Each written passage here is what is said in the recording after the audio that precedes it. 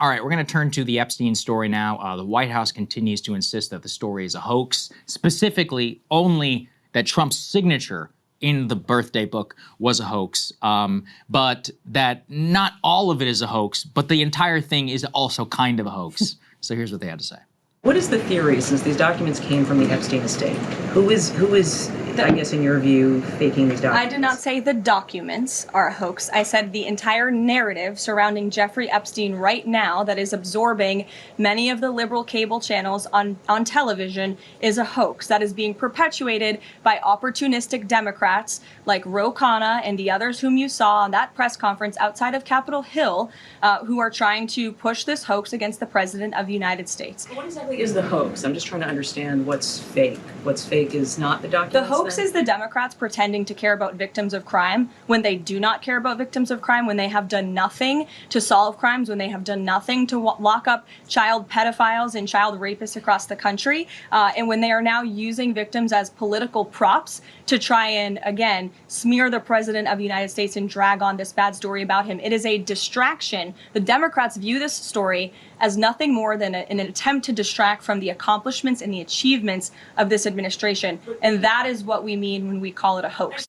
That's what they mean when they call it a hoax. Okay, all right, got it. Interesting. All right, so we use that as a segue because we're not able to fully go through the entire book. I have now read the entire book, Emily and I, and we've curated a bunch of images here. This is 238 pages. 238 pages. It took me a couple hours to go through everything and to scrutinize it. And so I have collated, I think it's 16 of some of the most crazy images, and also just to demonstrate to you the degenerate lifestyle that this man lived out in the open amongst the richest and most powerful people in the world, and to which they not only thought it was funny, but that many of them were, quote, in on the joke, and basically all of the letters were written to. Keep in mind, these are not like frat boys, you know, who are 16, 17 years old. They're like 50, 60-year-old men, right, at a certain point, who are all making like truly disgusting jokes and letters and all these other things, acknowledging his degenerate behavior.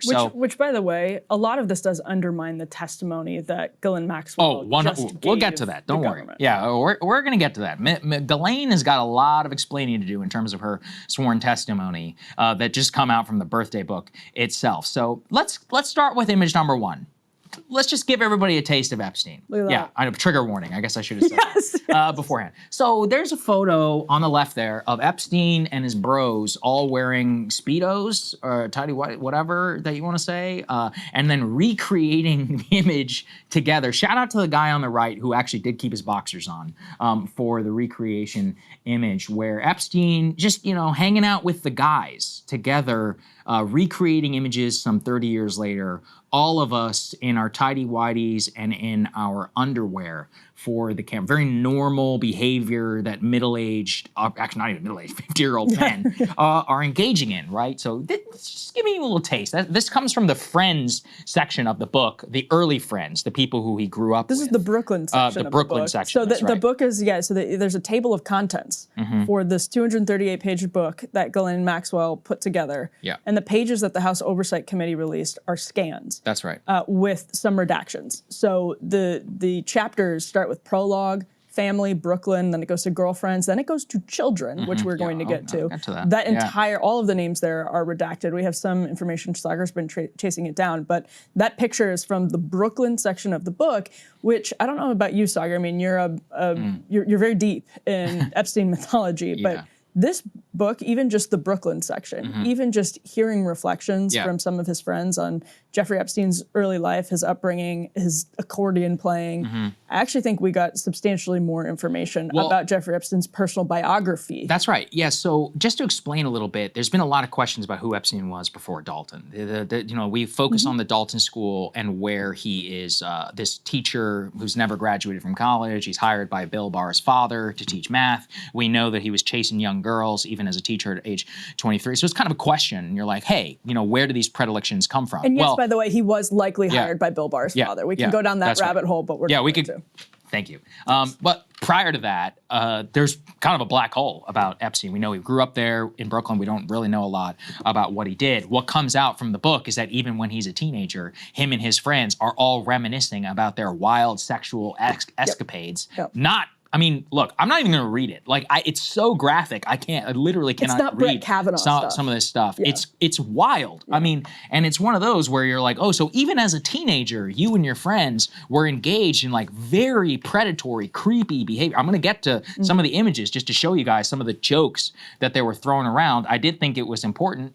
Let's put the next one up on the screen. Very early in the book, we see this image of a woman who is posed there with Jeffrey Epstein, and the caption is, quote, "He is the boyfriend of X. Quote, we think he works for the CIA." So why does that matter? Because it's exactly in those very early days, and I focus on this in the Epstein mythology, that his initial interactions with intelligence, or at least appear to be interacted with intelligence, there's a limited amount of evidence for this, seem to come to the surface. And that is his interactions with these arms dealers, where he allegedly, according to their testimony, got on a private plane to the Pentagon and was engaged in sketchy financial transactions, all of which are involving people like Robert Maxwell and the Khashoggi family, so many of these others who are basically high financier cutouts for different states like Israel, Saudi Arabia, and others. Some of it is also linked back to Iran-Contra. Just to give you an example, and it's in these early days that I don't think it's a coincidence, quote, we think he works for the CIA. Even though Ghislaine said, oh, he would never do that. And then they put it in the book. I would have known. And then, of course, they put it in the book. And maybe it was a joke. Maybe it was a joke. I don't think so. All right. So let's continue, shall we, to the children's section of the book. Again, where these predilections are just like out in the open. I literally don't even know. I mean, I don't have any words for this stuff. Like, it's like, here comes the bride, all dressed in white. Where's the groom and his ladies? Where is the reminder? Work on his binder in the glory. What does that say of his dog? Like this is literally a children's like rhyme image that was drawn for him by a literal child. We don't know exactly the name because it's redacted actually in the book, but this is for some reason meaningful to him in this birthday book. It could be a relative. Like, again, it's not all that explained. It's creepy. It's weird. The bride, what is the mythology, the symbology of this? And if you're at all familiar with some of the, I really hesitate to like go in, but if you ever watch True Detective season 1, right, the idea of the child bride and all of that it's like deep in the lore of a lot of the way that these guys act. And I'm not making this stuff up. Let's put the fourth image here on the screen. I mean, again, trigger warning. Okay, thankfully some of it is censored, but this is a small child girl who somebody's family member, I guess, parent submitted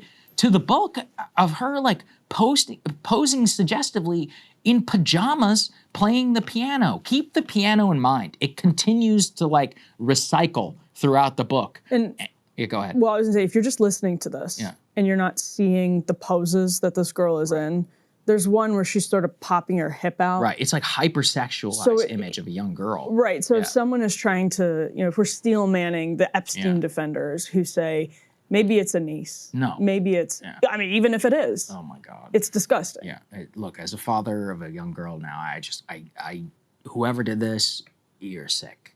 I mean, you should be prosecuted. But let's continue. I mean, more photos, okay? Let's go to the next one. Same thing. A presumably young child holding a teddy bear. These are all being included in the book.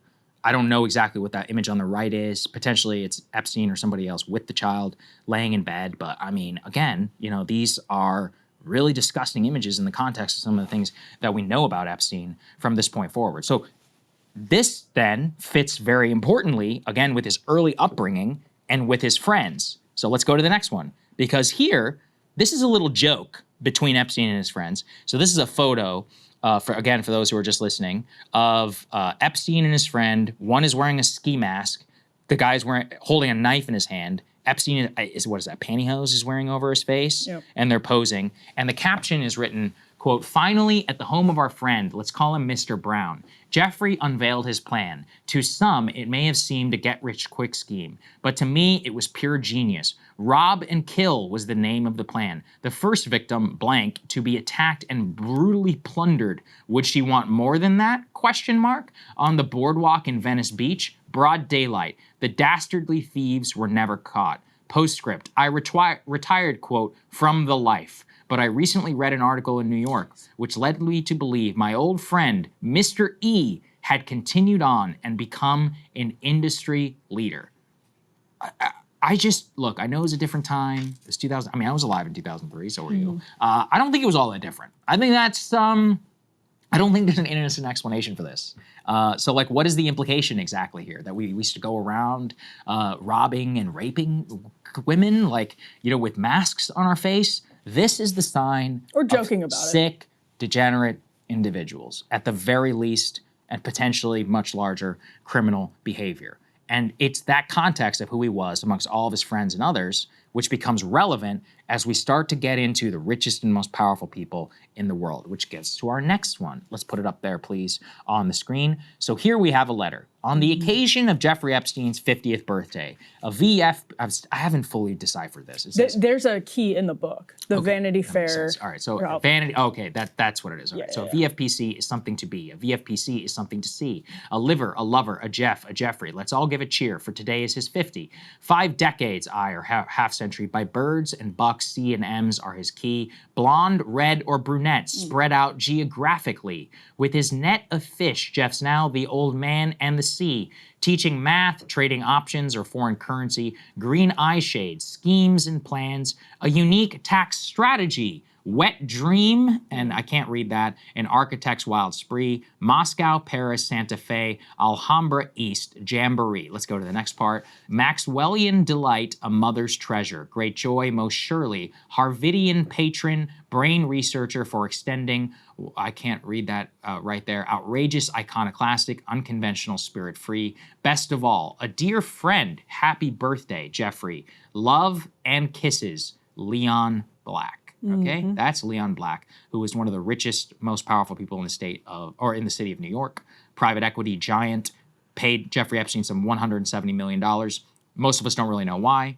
He's joking here about the Vanity Fair poster child. I guess the VFPC, they're all joking about the fact that Vanity Fair, of course, included him on that cover in 2003, where that just scratched the surface of some of his predilections. But unfortunately, a lot of the most damning reporting was actually buried after threats and others were made against Graydon Carter. And the reporter who worked on that story, Vicky Ward, has shown that she had so much of the Epstein story, even at that time, but that it was killed after legal threats and by a lot of other stuff that was going on. Now, let's go to the next one, shall we?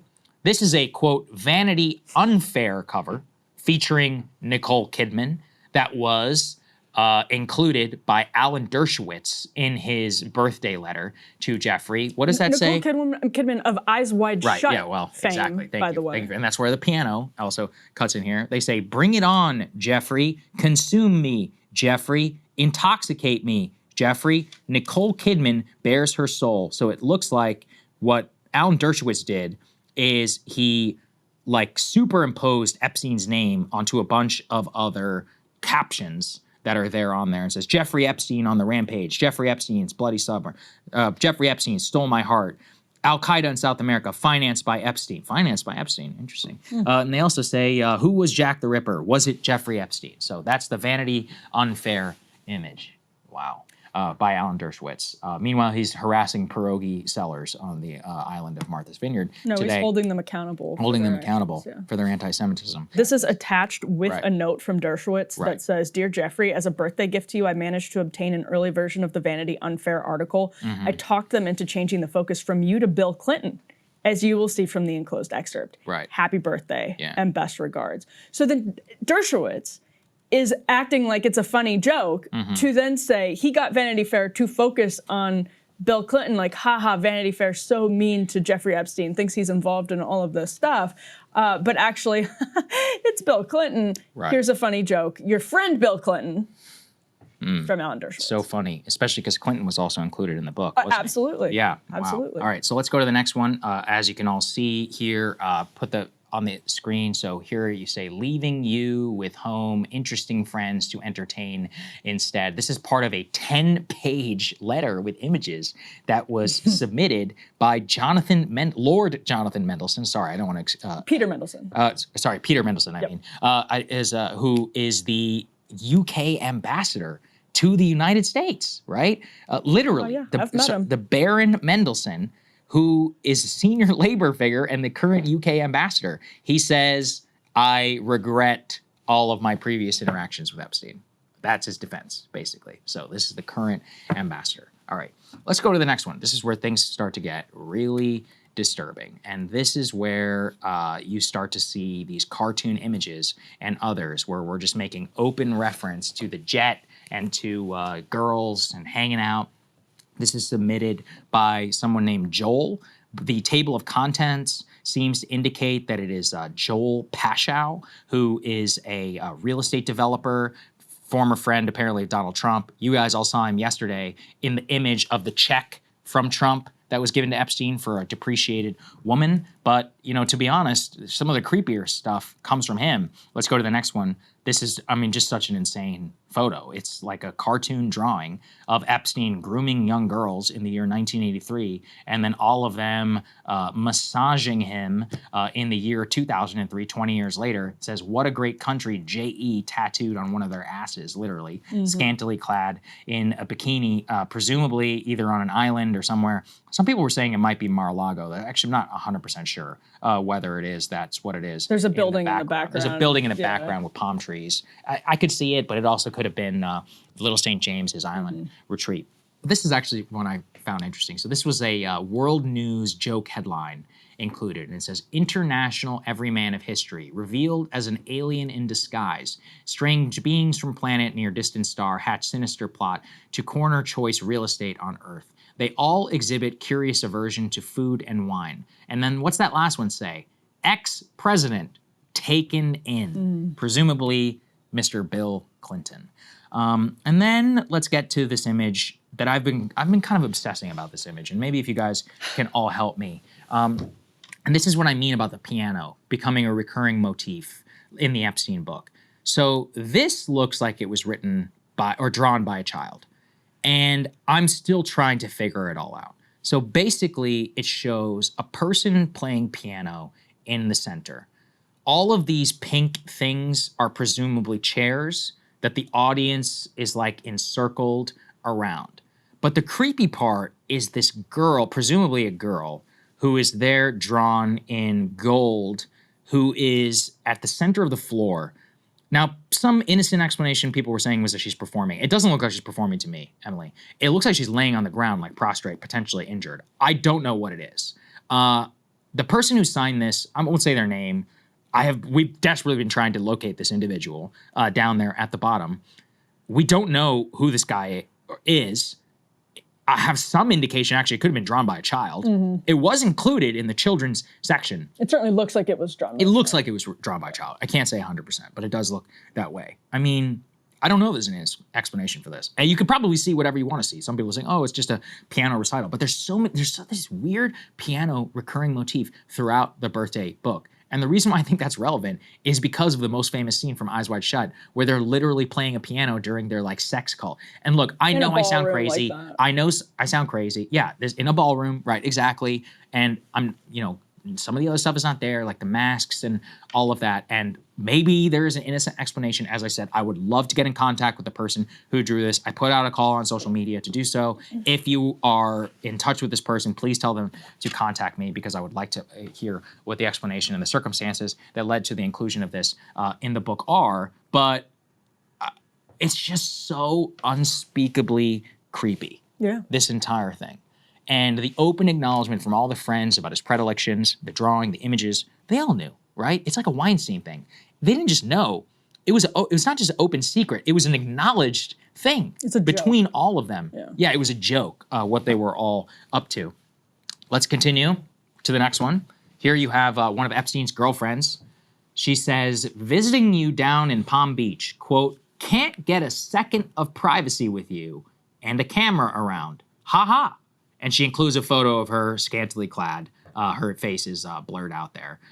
Look, I mean, presumably, and this is kind of what Tracy and other defenders have said, is like, look, a lot of these people were there voluntarily. I mean, maybe she was, but the point that I take away from that is the camera there being present. And also all of these pictures that presumably these guys are all taking with each other, making a joke about the Trump check, about, the one of him in his underwear with his bros, the one of him with his friend in the ski mask. Well, it's there's a naked picture of him in the book. There is a naked picture. His penis is redacted. Yeah. And there's also a picture of Elaine, without wearing her top on. Yeah. So it's like, this guy had a predilection for the camera. He had a predilection for documentation, right? And that's one of the things that a lot of people have focused on. They have said, oh, we don't have a lot of the images. The tapes don't exist, right, from the FBI and all of that. It's like, well, you know, by the way, Ghislaine Maxwell said, I know every inch of those properties. I built them, etc. And, you know, it took me 2 seconds to find photos of surveillance cameras in Epstein's bedroom, all around the Manhattan townhouse. It was part of the original police report back in 2019. And here they are, some of his girlfriends joking about it in the birthday book. Oh, can't get a moment of privacy because there's always a camera around. Right? Okay, so I'd like to see some of that. Go to the next one, shall we? What do we have here? So again, remember this is back in 2003. This is the last one. This is from one of the girlfriends. She said, before Jeffrey, it was a 22-year-old divorcee. This is the part I picked. After Jeffrey, I now live in New York City, having traveled to Paris, London, Milan, Copenhagen, Tokyo, Hong Kong, Stockholm, all the other great places. It's just a year in Saagar's life. Yeah, I wish, you know, except for New Mexico. I don't know why New Mexico's on there. No offense to New Mexico.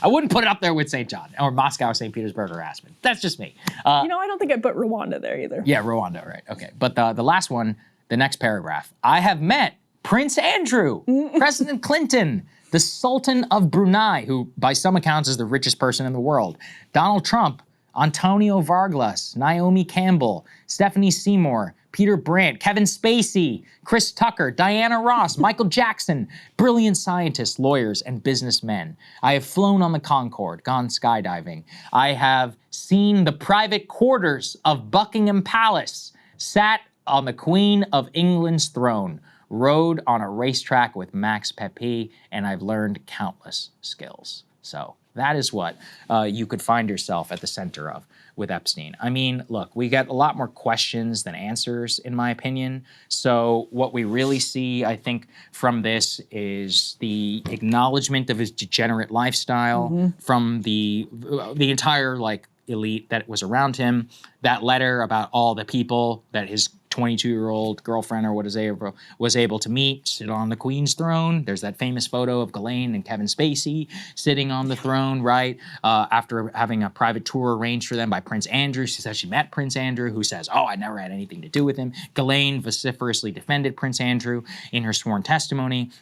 And the final one, which, guys, we're going to add this in post, but it is a letter from Elliot Wolk. And to me, it's actually one of the most significant for the intelligence ties. And it says, Jeffrey, I remember in the mid-1970s, you being a star salesman for our tax advantage strategies and hedged options program, okay? And what does he continue on? He says, I was running an account for Bob Maxwell. You always had the ability to know everyone and be charming. Was that when you first discovered the Maxwell teenage daughter? ... Happy birthday, Elliot Wolk. Elliot Wolk, just so everyone knows, is a former Bear Stearns executive. His letter was included after Ace Greenberg, the CEO, legendary Wall Street CEO Ace Greenberg, who hired Jeffrey Epstein after meeting him at the Dalton School. And this direct look, I mean, it's not confirmation that that's when they met, but Ghislaine's sworn testimony is that Epstein never met her father and they had no connection. Zero, right? That's what she said to Todd Blunt. It's under oath in her sworn testimony. Also, she says that she met him, in the 90s, after she had some social fallout with her father and moved to New York. Well, here you have Elliot Wolk openly insinuating that he met Ghislaine when she was a teenager. And Ghislaine put this in the book, by the way. Ghislaine put this in the book. That's right. Ghislaine put this in the book. And, quote, I was running an account for Bob. This is one of the things I've been trying to hammer home to people. This is how he got involved with Maxwell, Khashoggi, and all these other folks. By the way, we're openly acknowledging, at least in the Khashoggi one, of being in the orbit of the Epstein, advisors and others, the J. Epstein Company. And if you put this together with that New York Times piece that we covered yesterday about the hundreds of millions of dollars, some billions of dollars in transactions run through J.P. Morgan's estate for openly that they were acknowledging for human trafficking purposes, you could see why somebody with a vast financial network who knows the global financial elite is a convenient money manager will be very useful to any global intelligence agency, okay? And then also why that usefulness could potentially come in handy whenever you get caught up in a Palm Beach County affair in 2007 that goes federal and you get the sweetheart deal, the non-prosecution agreement back in 2007. So I think that I know it's really gross, but I thought it was important that we go through I didn't even include some of the most degenerate stuff here because I literally can't read it to you all. Yeah, I mean, I think that's the tone of the book. I just really recommend, if you are interested in this case, you take the time to go through the book as much of it as you can. It'll take an hour or two, but it gives you a sort of opportunity, like a window into Epstein's life and social circle, and even just soaking in the tone of the book, as disgusting as it is. I mean, one of the things that Saagar didn't read is a letter from Johnny Boy Kafka. Oh, I know exactly what letter this is. Yeah, and it's a way that I can't imagine talking to another human being this way, let alone putting it in writing, and wanted it compiled, or asking for it to be compiled in a leather-bound book. Into a leather-bound book. And I'm just going to do a little bit of it here. 50 years old, you really have had a pretty amazing life. Amazing because of where and when it started. Paula and Seymour effing. Of course, it says the real thing there. Who was there to tell him where to stick it? Keeps on going. Uses the C word about Epstein's mother in a joke letter to Epstein on his 50th birthday, making a joke about his mother's C word. Who talks like that? And spitting. And it is, you missed the spitting part. That's right. Yeah. And it is over and over again. I mean, it goes into even more from that, but who talks like that to their friend, puts it in writing for a leather-bound scrapbook on their 50th birthday? I mean, it's just bizarre to see the juvenile, the combination of juvenile things like Happy Barf Day, like it's a teenage yearbook, combined with the jokes about plundering women, the jokes about violence, naked pictures of Jeffrey Epstein, an entire chapter that's titled Children. And Saagar, this to me, so the Wall Street Journal reports sourcing originally of the Trump picture, which now there are handwriting analyses going on. The White House has said they would welcome a handwriting analysis because they're denying that it's Donald Trump's signature. Trump has said maybe someone else signed his name, said it, attributed it to him. That poem has always seemed enormously creepy. That poem also fits in perfectly with the tone of this book, where you have people like Lord Peter Mandelson, Leon Black, Ghislaine Maxwell herself speaking cryptically in very odd, sort of cheeky language about very dark stuff. And you've gone through some of the examples, but this is also just the entire book is infused. Yeah, that's with right. That tone. I picked 18 pages out of 238 pages. Okay, there's a million that I could have picked that are. These are just this is to give everybody like the biggest flavor in case you don't have the time. Right. But yeah, if you want to go through it, I mean, should. It's literally littered. The piano thing, it's everywhere. I don't know what is up with the piano. Well, here's one.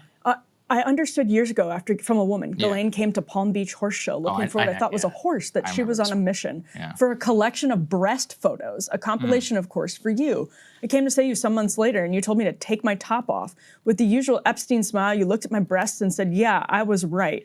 And it just goes on. And the only reason I brought that one up, Saagar, is because, to your point, this is just a handful of examples from 238 pages. The tone of the entire book is not, happy birthday, Jeffrey, here are some fun memories that we had together. It's, happy birthday, Jeffrey. You love sex.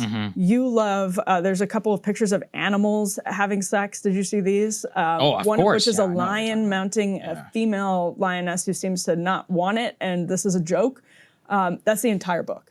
Entire book. Yep, very important to note. And look, like we said, we're going to continue to follow it. But it is, it's funny. I always try to move away from the stuff about global pedophile elite, etc. Because I'm like, okay, well, I think there's a lot of conspiracy around that, but we don't know. Intelligence story is the one that I'm the most focused on because that's what I think got. But then you read this book, man, and you're like, oh man, I don't know. I kind of look at this, and I just see this open flavor. I mean, am I just lame? Like when somebody asks me to wish a friend happy birthday, I go, hey man, happy birthday, love you. It's like, what else do you say? You send it love and kisses, Leon. Love you, brother. Keep, that's all you say. I can't think of anything else. Congratulations on having a kid or whatever. Like that's the extent to which my communications are with my friends. I have never seen any of this type of stuff before. It is a window into the most depraved, degenerate type of behavior. And yeah. Good on House Oversight for putting this whole thing out there, because now when you read the original Wall Street Journal story where the sourcing is unclear, it sounds like what they got it from in the Journal story is we know that it was in the DOJ records. So it sounds like that original Journal story, which by the way came out, I think the day before or after Maureen Comey left the Department of Justice. But we don't know anything definitive in that space, but it sounds like it came from DOJ files and someone leaked it. Well, this came straight from the Epstein estate. So for Trump, he's then going to have to contend either this was always a fake letter from Donald Trump or someone slipped it into whatever the Epstein estate has to frame him, slipped a fake letter into whatever the Epstein estate has to frame him. So that's the argument he now has to confront, which is not an easy argument to make. But also, Saagar, I just think the Wall Street Journal, I don't want to second guess them Monday morning quarterback necessarily, but I kind of do actually want to second guess them. With the picture itself, that story would have been much They should have released the picture. Powerful. My only theory on why they didn't is that their source said that you can't do it. Or they didn't see it. Or they didn't have it. Yeah. So there's a couple ways that this stuff kind of happens, just so people know. One of the things is sometimes people don't want to leak you a direct document. The reason why is that it's like that reality winner case, remember? Yep. So there's metadata. Sometimes these scans have identifying images. So they'll say, okay, I'll describe it to you, but I won't actually give you the image. Or I'll give you the image, but you can't print it. So my only theory for why they could not have released it is only because their source told them not to do it. There's a lot of questions of whether it came from the DOJ. I kind of think it came from Ghislaine Maxwell, because a lot of this not only was part of the Epstein estate, but people will know that some of the photos from the book were part of the Ghislaine Maxwell trial, which means it could have been attached as an exhibit and or made available in discovery to the Ghislaine Maxwell team, who of course could easily are trying to leak and send, shots across the bow at the Trump administration, which, means that they might get their sweetheart transfer to a nice little facility. So it could have come from a lot of different places, but now it's out there. And it's out there. And I think all the people in the book should have to answer. Some of them, a lot of them are just so filthy rich and old at this point. Yeah. They're like buried behind their walls in Palm Beach. They won't answer any questions. They've just, like Les Wexner and others, they've erected walls or they don't do any public interviews, nothing. They've issued one statement 5 years ago. They refer back to it, but it shouldn't go away, man. But there are dozens of names in this book. There are so many pictures. There's so many more biographical details about the early years of Jeffrey Epstein's life and the middle years of Jeffrey Epstein's life that it's a great example of why releasing the files with redactions, appropriate redactions. We don't know whether these redactions, are too far or whatever, but appropriate redactions opens this story up. Totally. And there are going to be so many threads that are pulled at just over the next few days, over the next few years, about trying to piece together, that'll help us get closer to the truth. So it's a good thing that we have access to this. Agreed. Sadly. All right. Well, we'll continue to monitor and we'll keep you guys updated. Let's get to Shutdown. Hey, if you like that video, hit the like button or leave a comment below. It really helps get the show to more people. And if you'd like to get the full show ad-free and in your inbox every morning, you can sign up at breakingpoints.com. That's right. Get the full show, help support the future of independent media at breakingpoints.com.